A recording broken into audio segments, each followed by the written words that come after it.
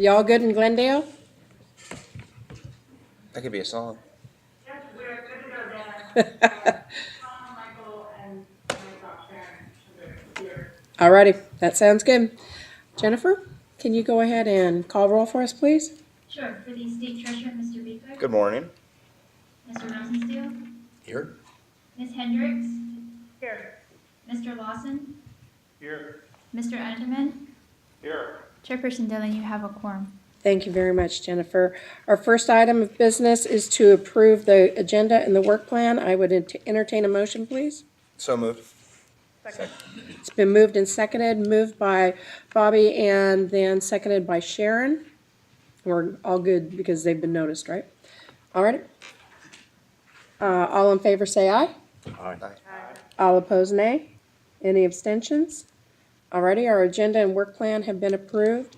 The next item of business is the approval of the minutes of the April 10th, 2013 Comp Committee open session. Entertain a motion. I'll move it. Second. Michael, was that you? That was me. Alrighty, it's been moved by Bobby and seconded by Michael. Is there any discussion? I think at one time, the first rendition of the minutes that was on the website had the date of April 2012. That has now been rectified, and so it does reflect April 10th, 2013. All in favor say aye. Aye. All opposed say nay. Any abstentions? We've approved the minutes. Our next item is the adoption of the salary and incentive compensation for the Deputy Chief Investment Officer. I'm going to turn this over to Cassandra to introduce it, and we'll go from there. Thank you, Chair Dillon. This item is to discuss the base salary recommendations and incentive criteria for the Deputy Chief Investment Officer position.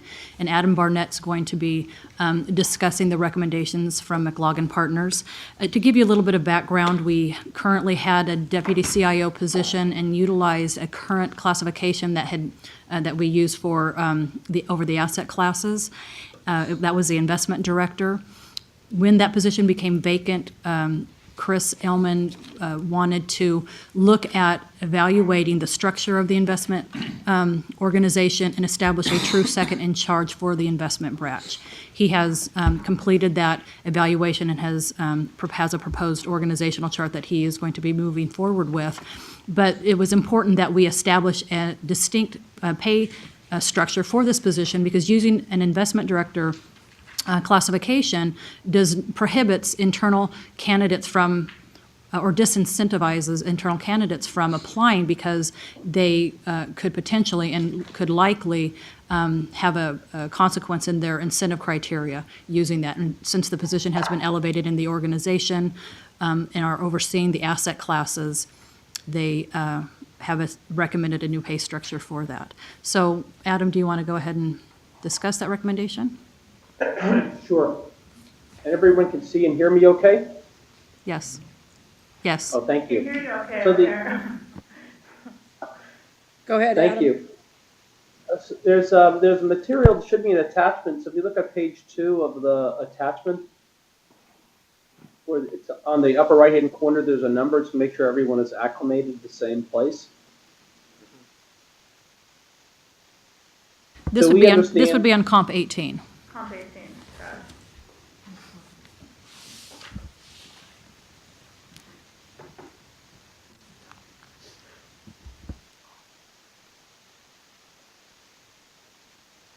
All set? Yep. Thank you. So on the second page, as we understand it, based upon discussions with staff, there's this new position that was added, and what we essentially did, and which you see on the bottom of page 2, this is the result. This is the resulting salary range minimum, midpoint, and maximum, and the associated incentive opportunity. In preparing this recommendation, if you look at the next page, should be fairly straightforward. We look towards the newly adopted comparator group, which was again institutional investors, less the endowments and foundations, plus some of the private sector firms, as we discussed in an earlier session. And you see on the bottom of page 3, there's the the newly approved, what's labeled newly approved ranges for the investment staff. We're really saying here it's newly approved as it relates to the CIO position, the investment director, the portfolio manager, and the head of investment operations, not for the CIO. And in preparing this analysis, we looked towards the competitor group and observed that there were relatively few of the newly comparable firms that have this deputy CIO role. So instead, we looked at other large public funds and observed that many of them do have a CIO position. And what we essentially did is applied the pay relationships observed from other public funds to your newly approved pay structure, which means that, again, the midpoint for the new deputy CIO position shows up at approximately 4% above that of the investment director. The incentive opportunity is modestly above the investment director, and both are well below that for the chief investment officer position. So this reflects your newly approved pay structure for these other positions and the internal relationships that we see among other funds that have this role in terms of the pay premiums or discounts versus their equivalents for investment directors and chief investment officers. So modest premium on salary and a modest premium to the investment director role relative to incentive opportunity. And that formed the basis for our recommendation. Again, it was a combination of the internal equity relationships as well as the newly approved pay guidelines for these other positions. Cassandra, is there something based upon our discussions that you wanted to add to that? I don't think so. If Chris Ellman's on the phone, I didn't know if he wanted to add anything to about the incentive criteria. Chris, are you there? Can everybody hear me? Yep, we can hear you. Great. I apologize for not being there in person. It's okay, we hear you have better things to do.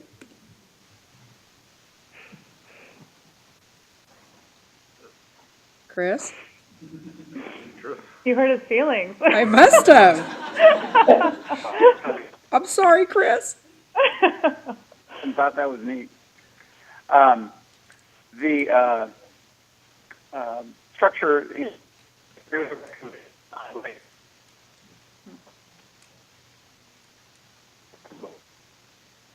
a slight pay variance, but I can certainly live with what we're proposing here. And then on the incentive, Chris? normally I would put the total. Chris? Chris, there seems to be interference on the line. I'll try and move away from my computer. Is that better? Yeah, you might have to start over because you were really breaking Yeah. up there. Can you just start over? We didn't get half that. Oh, okay. I apologize. You got No, the Michael that's- Lawson part right, though? There you go. No. Oh. We missed No, all of we that. missed it. It must have been a zinger. Darn it, repeat. No, I'm sorry. Please. No, I said I got the pleasure last night of saying that I get the chance to work with Michael Lawson, and the President of the United States was impressed. Ah, Oh, that was pretty cool. I was eating Arby's nice. alone. No, say that again. we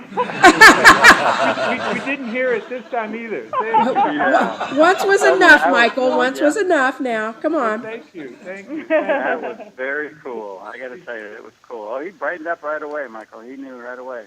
I appreciate the shout out. So my comment was that I agree with the recommendation that Adam has made. I would prefer something that's a little bit more than a modest spread to a little bit larger spread, but I understand the internal equity issues, so I definitely support the recommendation. On the incentive structure, normally I would put it at 50% for the total fund and then 30% to the asset classes, but I'd like whoever fills this position to really focus at the outset on the public asset classes and to help us with the implementation of the internal management. And I think a key way to do that is the incentive. That way they're really focused on generating alpha. within those each individual asset classes. So that's the reason for the weighting on the 3 public asset classes at 50%, total fund then at 30%. Over time, I think we'll adjust that back to a larger weighting on the total fund. Alrighty. Are there any questions for Chris? Or Adam or Cassandra at this point? None over here, Dana. Okay, hang on just a second, let me get Yeah. Paul. My only comment is that this seems very Hang on. well thought out. Dana, did you hear that? Actually, what I'm gonna ask you to do, if those of you that are in Glendale, if you Yeah. could, say who you are before you speak, and Sharon, I know that, you're the only lady there, but, if Tom or Michael could identify themselves, so we have that on the record, that would be really great. Sure. Okay, this is Tom Unterman, and my only comment is this does seem very well thought out. Alrighty, and Paul. Yeah, I just want a slight clarification. So we're being asked to adopt a salary range as well as an incentive range. And it's being compared to what we decided at the last meeting with respect to various other positions, which was a new salary range, but no change in the incentive range. Is that correct? Correct. We are using the pay comparator group that the board approved at the last meeting. So this is a new position, so, No, I understand Yeah. that. That's not my question. okay. We're being asked to adopt a new salary range for this new position and an incentive compensation range for this new position, correct? Yes, And the salary range that we're being asked to adopt has been determined in comparison to the salary ranges for these other positions that we took action on at the last meeting. yes. But at the last meeting, did we take any action on the incentive compensation ranges? No, Okay, that's what I want to know. Okay, so there's, that has not been adjusted, so but here we're adopting an incentive compensation range together with the salary range. correct. Thank you.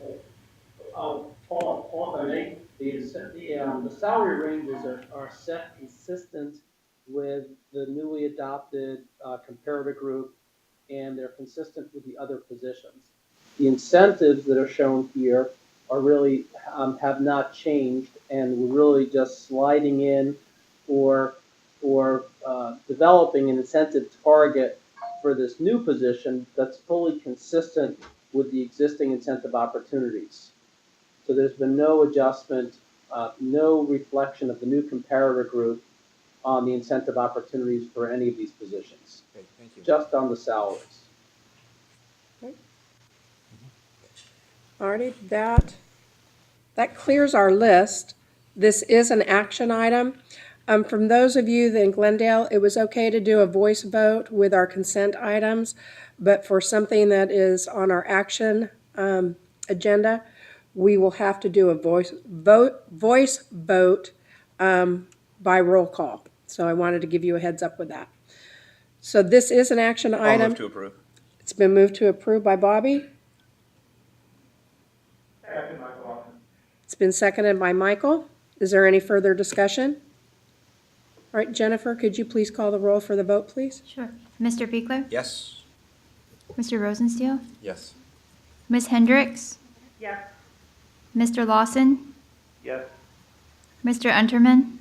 Yes. Chairperson Dillon, would you care to vote? Sure, yes. Your motion passes. Thank you very much. All righty, our next item, adopting the conforming compensation policy changes in light of what we did in July. So this incorporates the salary ranges based on the new comparator group that was adopted at the July meeting into the policy. In addition, in light of the previous item, we incorporated those recommendations for the DCIO into the policy as well. So that's what this item is, and I think that you had a question or a comment on some clarification of language. I was just gonna make a comment. Chris, you still with us? Chris? Yes, I am. Yes. So are those sirens coming after you or what? No, I had it on mute, so. That was in LA. Uh-oh, they're coming after you guys, uh-oh. Alrighty, in the policy, there was some language that I felt was unclear, so Cassandra and I met this morning, tweaked it a little bit, so, if you could distribute those, and Mary's gonna bring them, alrighty. Did you want to say, anything else about those, about the policy, Cassandra? No, it just incorporates the changes to the salary ranges, incorporates the DCIO incentive criteria in the appendix. And it also had we had some housekeeping language cleanup in some of the policy language that was just for clarity. And now that we are adding additional positions, we wanted to make sure that it incorporated all of the positions that we have included. Right. That was it. So when Cassandra and I took a look at, this is on page comp 34, Mary, would it be possible, did we think about faxing this to Glendale? Okay, we're gonna have the new language faxed to you all in Glendale. I'll read through it and talk about why I felt that it needed to be clarified, and then we'll give you a few minutes to take a look at that. So this is on this is on comp 34. It's in the middle of the page, and where we talked about that the CIO and CEO salary adjustments determined by the board in the fall when we have our offsite in October, that those are effective retroactively to the beginning of the new fiscal year. We went on to say that the annual base salary adjustments for all other executive management investment staff would be determined as close to the fiscal year end as possible for inclusion in the next budget, and then said all salary adjustments are effective July 1st of the next fiscal year. Well, to me, that meant that it wouldn't be the fiscal year, the same fiscal year that the CIO and CEO were being recognized, but it would be the next fiscal year. And that's not the intent or our practice. And so the new language reads that the salary adjustments would be effective for those executive management investment staff under our authority, that it would be retroactively beginning of the new fiscal year. So it actually mirrors the CEO and CIO as per our practice. So we'll give you a couple minutes down there in Glendale. You should have it momentarily.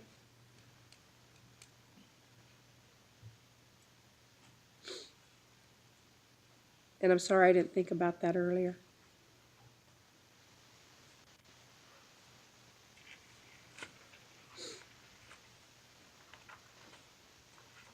Dana, Yes, may I just ask a question? sure.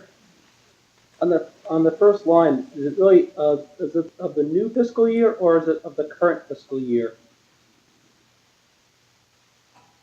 Or is it the then current fiscal year? It would be the then current fiscal year. Okay, thank you. It's the new fiscal year it's the new plan year that the performance or the year that their salary is adjusted, so that's why it says new fiscal year. So did you heard Cassandra, Adam? Okay.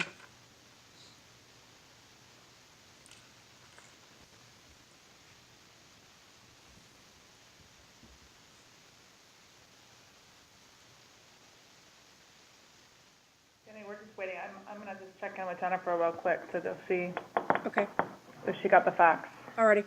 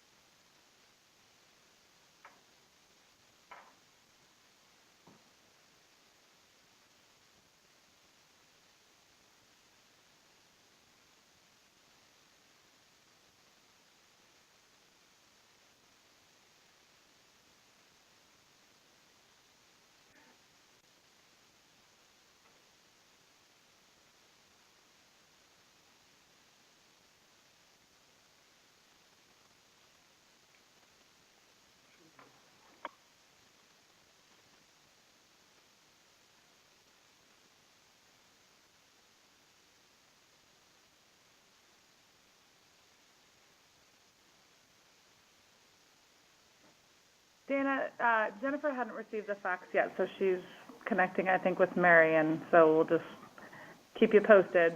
Okay, well, let me try, to help you out verbally. So if you take a look at the line that says, all salary adjustments are effective July 1st of the next fiscal year. And the line, the line right above it. That's where the change has been made. So it would read, will be determined as close to the fiscal year end as possible for inclusion in the budgetary process, period.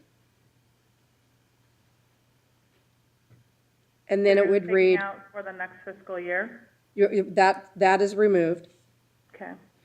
And then it would be all salary adjustments are effective retroactively at the beginning, i.e. July 1st, of the new fiscal year, period. Of the new fiscal year. So it mirrors the language up in the second line. Right, got it.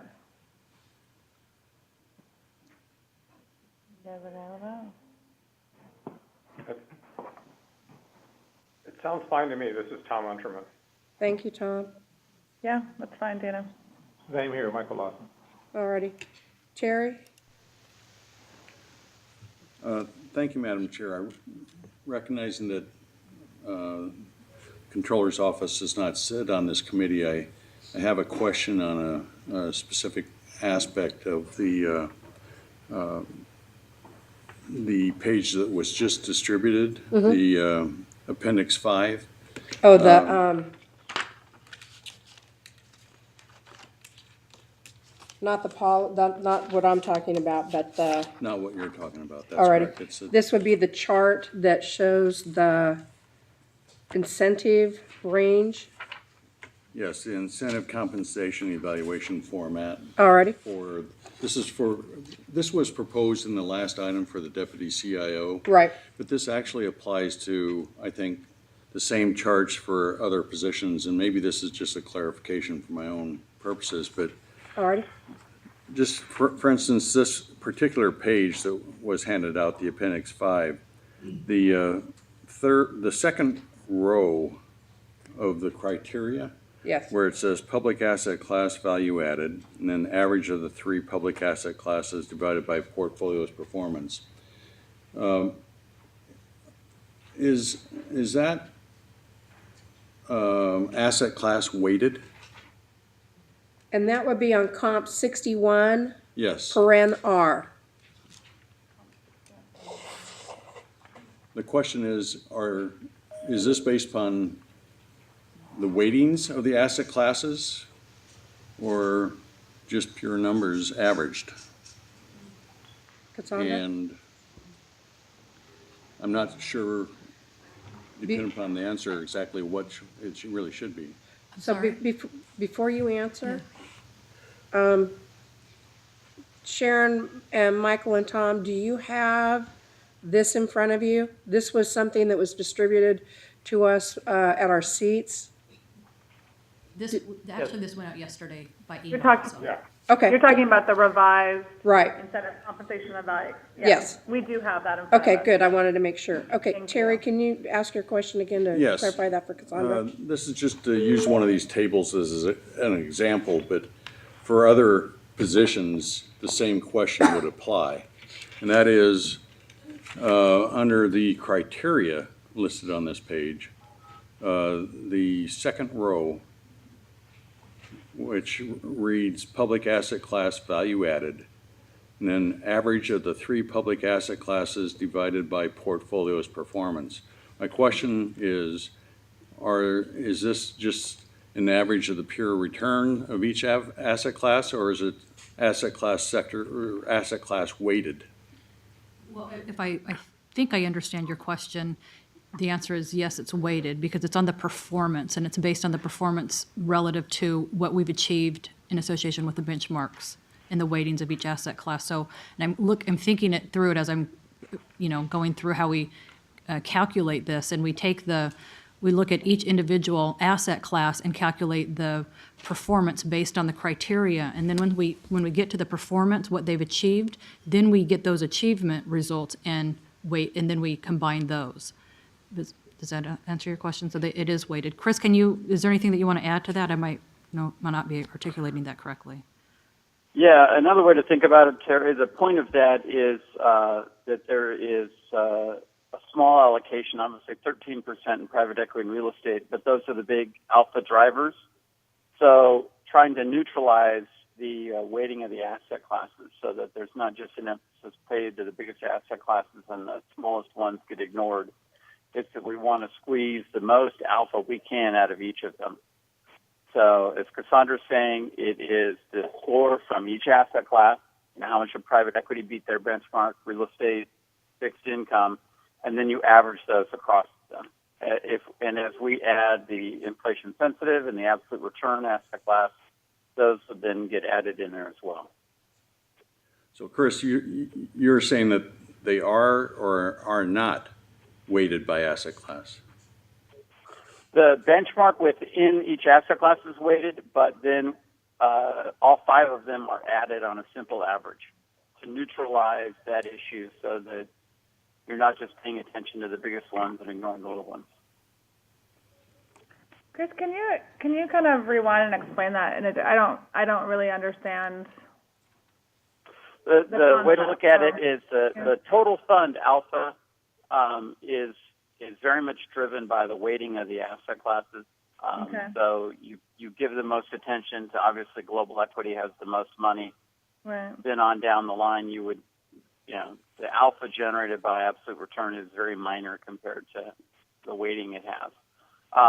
So we created a second criteria that was intended to kind of neutralize it so that the senior staff would basically pay attention to all the asset classes equally, no matter whether they are big or large, so that we trying, motivating me and the deputy CIO to get the most possible alpha out of absolute return, out of inflation sensitive, as well as out of global equity. Okay. All right, Chris, so you're saying basically that they are not weighted. Terry, I think in the way you're describing it, correct. They are not weighted. They are. It is All right, simple average of all the asset classes treated as if they were equal All right, in importance. Thank you for that clarification.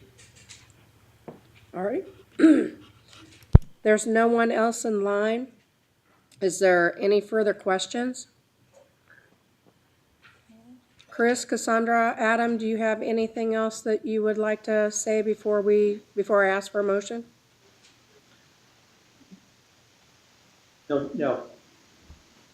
All righty. Then I would entertain a motion to adopt the policy changes, including the change to TRB, I think it was 35.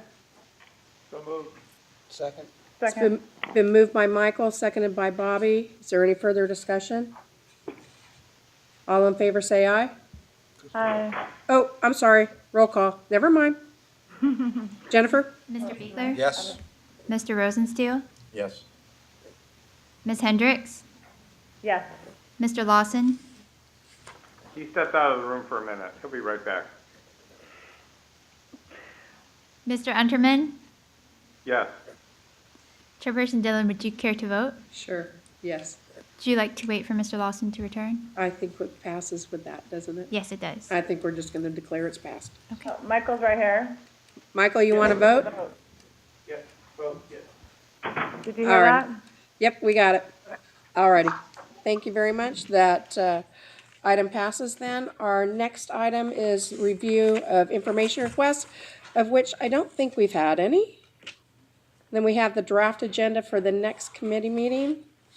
Cassandra, do you want to say anything about that draft agenda? The only item that we have 2 items. One is to review the charter and then just to have the closed item to set performance targets for the CEO and CIO. So that's it. All right. I'm sorry, can you repeat that? We're reviewing the committee charter Okay. and then setting performance targets for the CEO and CIO. And where would we do that on the agenda? I think it's in the closed session. Oh, yep, I got it. I see it down there at the bottom. Alrighty. Are there any questions on the draft agenda? Seeing none, is there anyone from the public that would like to make a statement? Seeing none, then we will adjourn the compensation committee.